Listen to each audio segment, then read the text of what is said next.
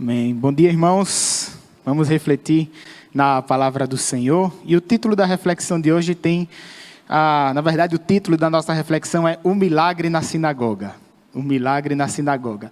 Nós estaremos refletindo sobre um milagre que Jesus fez ali, naquele local, que na verdade é muito mais um exorcismo, não é? Uma pessoa que é possessa de um espírito imundo chega na sinagoga e Jesus resolve lá a situação daquele homem. O texto se encontra lá no Evangelho de Lucas, no capítulo 4, versículos do 31 ao 37.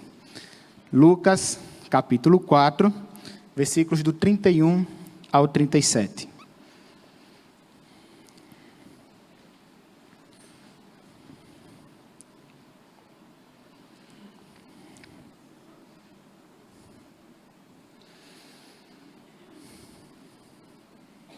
E diz assim, irmãos, a palavra do Senhor. E Jesus foi a Cafarnaum, cidade da Galileia, e os ensinava no sábado. E maravilhavam-se com a sua doutrina, porque a sua palavra era com autoridade. E apareceu na sinagoga um homem possuído de um espírito de demônio imundo, o qual gritou em alta voz: o que você quer conosco, Jesus Nazareno? Você veio para nos destruir? Sei muito bem que você é o Santo de Deus. Mas Jesus o repreendeu, dizendo: cale-se e saia desse homem. O demônio, depois de o ter jogado no chão, no meio de todos, saiu daquele homem sem lhe fazer mal. Todos ficaram admirados e comentavam entre si: que palavra é esta? Pois com autoridade e poder, ele ordena aos espíritos imundos e eles saem. E a fama de Jesus se espalhava por todos os lugares daquela região. Amém, né? Que Deus aplique a sua palavra nos nossos corações. Irmãos, uma das coisas que marcou muito o ministério de Jesus foram os seus ensinos lá nas sinagogas. E as sinagogas também tiveram, irmãos, um papel muito importante entre o povo judeu. As sinagogas, elas surgem lá no exílio da Babilônia. Lá na Babilônia, eles não tinham templo para sacrificar, eles não tinham templo como um lugar onde eles podiam ir para adorar a Deus. Então eles montaram espécies, vamos dizer assim, de igrejas, onde as pessoas iam lá para aprender a palavra do Senhor. E quando eles voltaram do exílio, esse costume permaneceu, não é? E eles levaram lá as sinagogas também para a região de Israel. E é interessante porque a gente pode considerar aqui, irmãos, a sinagoga como uma das bases para a igreja, porque é um lugar onde as pessoas iam para aprender um pouco da palavra do Senhor. Era onde acontecia o que eles chamavam de leitura pública da palavra de Deus, onde um fariseu, ele sentava, ele ficava na frente das pessoas e começava a ler e interpretar o texto para que o povo pudesse aprender. Mas quando a gente olha para toda a realidade, irmãos, que Jesus viveu, e a realidade, na verdade, de Israel no Novo Testamento, nós vamos perceber que existia um problema muito claro ali, que era a hipocrisia dos fariseus. Jesus acusava os fariseus de hipocrisia, e Jesus dizia assim: olha, eles colocam uma carga tão pesada nas pessoas que nem eles mesmos conseguem carregar.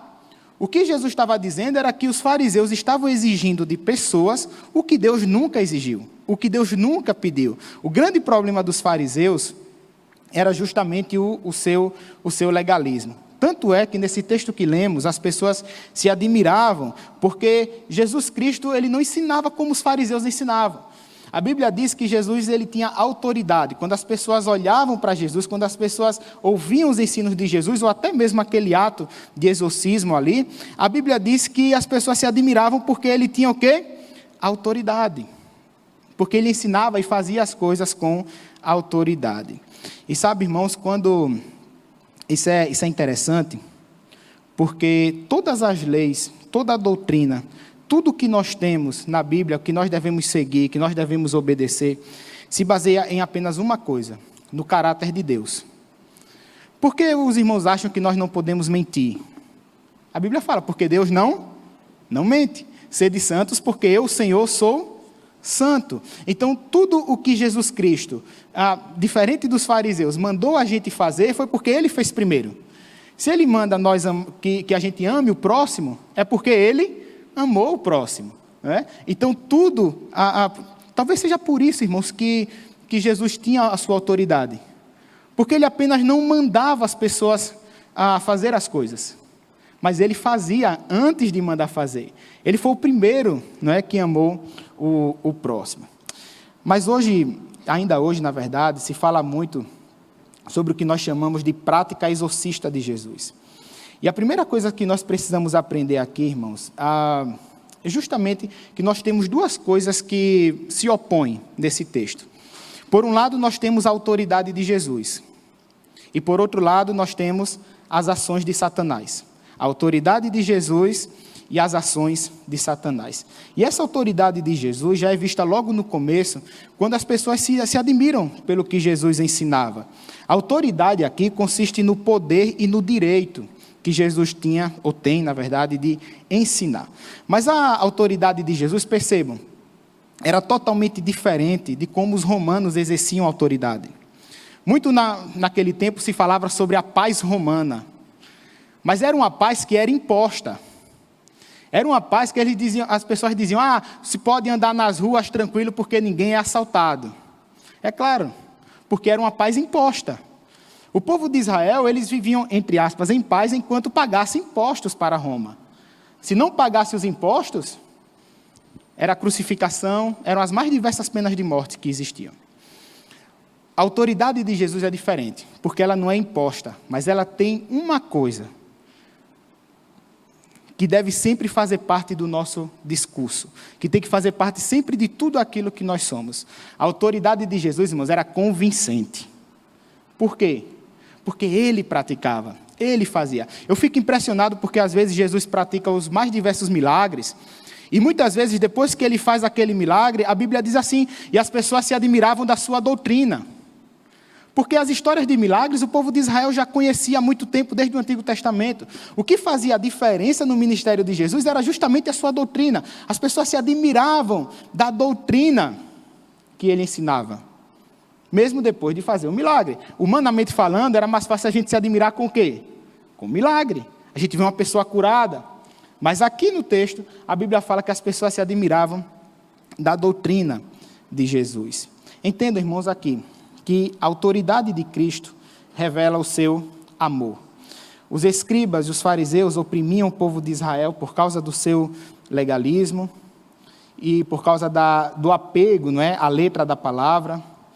Mas Jesus, irmãos, demonstra autoridade a partir da prática do amor. É por isso que essa autoridade de Jesus, essa autoridade que ele revela, mostra o seu amor por cada um de nós. Por isso que as pessoas se apegavam tanto ali à mensagem de Jesus. Sabe por quê, irmãos? Porque a única coisa capaz de renovar tudo é o quê? É o amor. A única coisa capaz de renovar vidas, a única coisa capaz de fazer com que a gente peça perdão a alguém, a única coisa capaz de fazer com que a gente perdoe alguém que fez um mal contra a gente, é o quê? É o amor. Por isso que toda a mensagem de Jesus, toda a sua autoridade, vai ser centrada no amor, por causa da capacidade que o amor tem de renovar todas as coisas. E vejam que uma das profecias sobre o nascimento de Cristo falava que o povo que habitava em trevas viu o quê? Uma grande luz. Jesus estava falando para um povo que habitava em trevas. Jesus estava falando por um povo que era oprimido pelos romanos, eram oprimidos pelo sistema religioso da época, dos fariseus. Eles estavam em trevas, mas Jesus é a luz. O povo que estava em trevas viu uma grande luz. Em contraste com toda essa autoridade de Jesus, o que é que nós temos aqui? As ações de Satanás. E como eu disse, eu gosto muito de perceber as sinagogas como uma espécie de base para a igreja, pelo menos como um fato onde as pessoas iam lá para aprender a palavra de Deus. E sabe, irmãos, nós precisamos ficar muito atentos às ações de Satanás. Porque os irmãos perceberam qual é uma das ações de Satanás aqui? É colocar não crentes dentro da igreja. Sabe que muitas vezes nós nos enganamos em pensar que Satanás quer tirar a gente da igreja. Eu acho que Satanás está muito mais interessado de colocar não crentes dentro da igreja do que tirar crentes da igreja. O C.S. Lewis, que é um dos grandes teólogos, né? Eu costumo dizer que C.S. Lewis, como teólogo, só perde para Jesus, os apóstolos e os profetas. Ele escreve um livro muito interessante chamado Cartas de um Diabo para o Seu Aprendiz. E ele relata como foi difícil para ele escrever aquele livro, porque ele coloca, estou fazendo assim, viu? É porque já leram. Ele se coloca no lugar do inimigo e ele tenta começar a perceber as estratégias que Satanás utiliza para afastar cristãos de Deus. E uma das coisas que me chama a atenção é justamente isso, porque você não vê em momento nenhum dizendo para deixar de ir para a igreja. Mas ele coloca coisas do tipo assim, olha, faça com que o crente enxergue defeito em tudo que vê. Sabe, quando nada presta, tudo tem defeito, tudo está precisando de conserto, tudo está precisando de reparo. É o louvor que se canta que eu não gosto, é a forma que se prega que eu não gosto, é o ar-condicionado que está muito gelado, ou o ar-condicionado que não está funcionando. Faça com que eles enxerguem defeito em tudo. É uma das estratégias que C.S. Lewis coloca. E sabe outra, que é também interessante? Que ele diz assim, faça com que os irmãos se irritem com as crianças no templo, na hora do culto. Quando vê uma criança chorando, faça com que ele se irrite. Quando vê uma criança correndo, faça com que eles se irritem. Veja que nenhuma dessas estratégias você precisa sair da igreja. Eu fico preocupado, irmãos, porque agora parece que a perseguição está vindo de dentro da própria igreja, as acusações estão vindo de dentro da própria igreja. Daqui a pouco nem alvo mais que a neve a gente vai poder cantar. Já pensou? E quando eu vejo acusações assim de pessoas que são de fora da igreja, que nunca vieram para a igreja, eu ainda tento entender. Mas quando vem de pessoas que são da igreja, que conhecem a palavra, ou que pelo menos dizem que conhecem a palavra de Deus, aí é que a gente não entende. Nós somos criados, sabe, irmãos, à imagem e semelhança de Deus. E aqui tem uma outra ação de Satanás. As possessões, algumas pessoas já me perguntaram o porquê acontecem possessões, não é? E eu costumo dizer que isso não é uma ciência exata, não existe um motivo pelo qual uma pessoa pode ser possessa, são vários. Mas um dos objetivos da possessão é deturpar no ser humano a imagem de Deus. Se você olhar, e esse texto aqui não é nenhuma das mais violentas que a gente tem. Quando a gente abre lá no Evangelho de Marcos, nós vamos ver a possessão daquele homem que era conhecido como Gadareno. E a Bíblia fala que ele se feria com pedras, as correntes não seguravam mais os braços dele, não é? Ele vivia isolado, vivia nas cavernas, gritando, clamando, enfim. Aquilo ali, irmãos, é a tentativa de deturpar a imagem de Deus no ser humano. E essa é uma das características, um dos objetivos da possessão. Descaracterizar o que nós temos de mais precioso em nós. É por isso que Jesus Cristo pratica exorcismos. Porque o exorcismo nada mais é do que um resgate, né, da imagem de Deus no ser humano. Que Satanás tenta deturpar, mas não consegue. Mas por outro lado, nós também precisamos entender, porque muitas pessoas também já me perguntaram, por que a gente não vê esse tipo de coisa aqui? Aí a primeira pergunta que eu faço é, primeiro, não é uma coisa que você deveria querer ver. Não é? Não é um show para se ver. E segundo, eu creio que isso não acontece porque aqui o inimigo não tem vez. Amém? Não tem vez. Muitas vezes nós damos espaço para ele na nossa vida. E lembra que a gente não precisa estar fora da igreja. Muitas vezes estamos dentro da igreja, mas estamos afastados de Deus. Eu lembro quando eu era pastor numa outra cidade, tinha um irmão que ia para a igreja domingo de manhã só quando tinha assembleia. Só quando tinha reunião administrativa. Para quê? Os irmãos acham que ele ia para ajudar, para apoiar, ia só para perturbar. Só para ser do contra.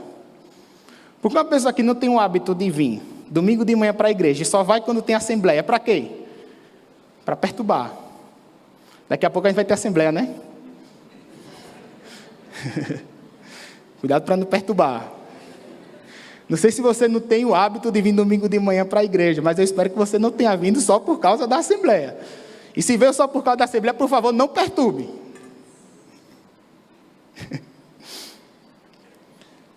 Sabe, irmãos, é isso.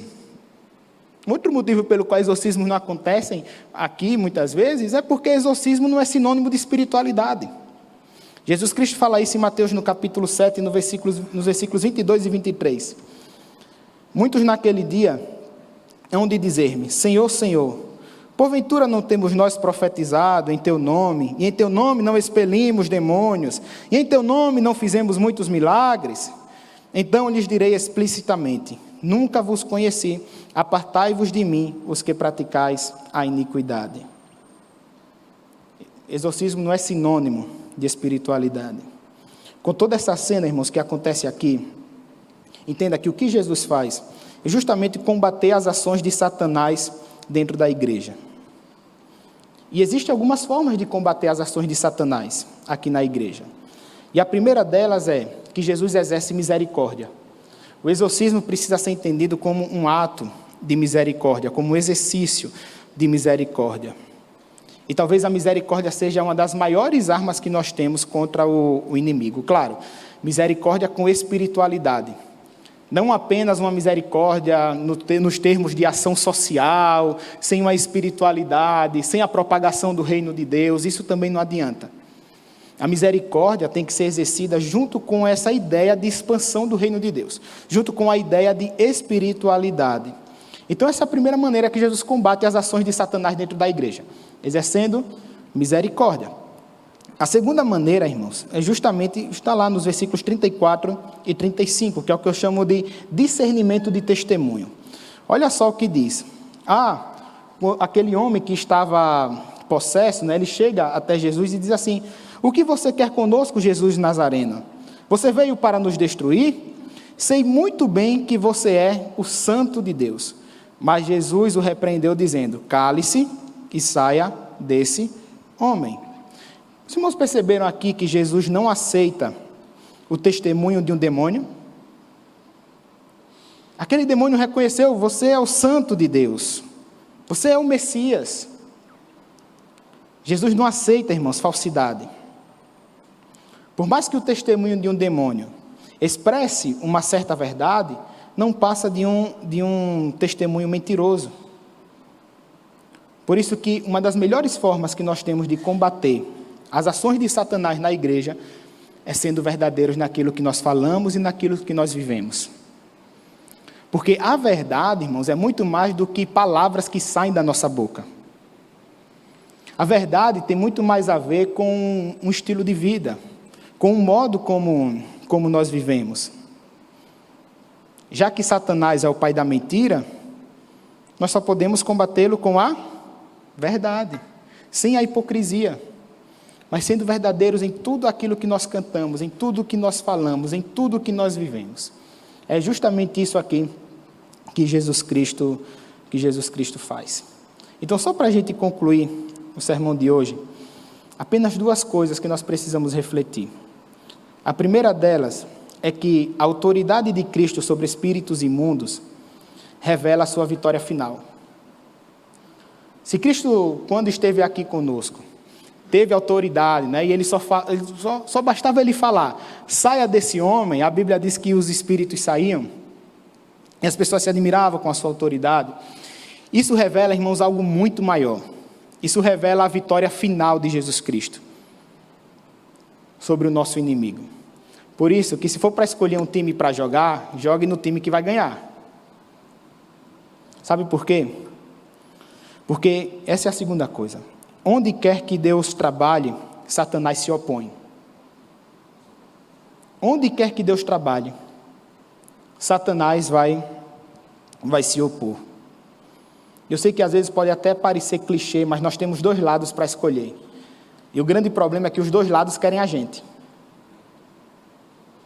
Os dois lados querem a gente. Agora é só uma questão de escolha. O lado que nós vamos escolher. O lado que nós vamos jogar, o time, né, que nós vamos jogar, tá? Por isso que a minha oração, irmãos, é que possamos estar ao lado de Cristo. Se por um lado nós temos a autoridade de Jesus e nós temos as ações de Satanás, que possamos escolher pela autoridade de Jesus. Tá? Então, para de enxergar defeito nas coisas, para de se irritar com as crianças, para de fazer picuinha, né? Para de perturbar. Escolha a autoridade de Cristo, porque essa é a melhor opção para as nossas vidas. Amém? Vamos orar? Senhor Deus, nosso Pai, nós te agradecemos, Senhor, por mais um dia que nós estamos na Tua presença. Neste momento, Senhor, te pedimos a Tua direção e que a Tua vontade, Senhor, se cumpra na assembleia que vai ser realizada logo mais. Que possamos estar aqui, Senhor, com o coração totalmente voltado para o Senhor. Eu te agradeço pela Tua palavra, te agradeço pelos louvores, te agradeço, Senhor, pela Tua autoridade sobre as nossas vidas. Que possamos, cada vez mais, viver a Tua vontade, em nome de Jesus. Amém. Amém.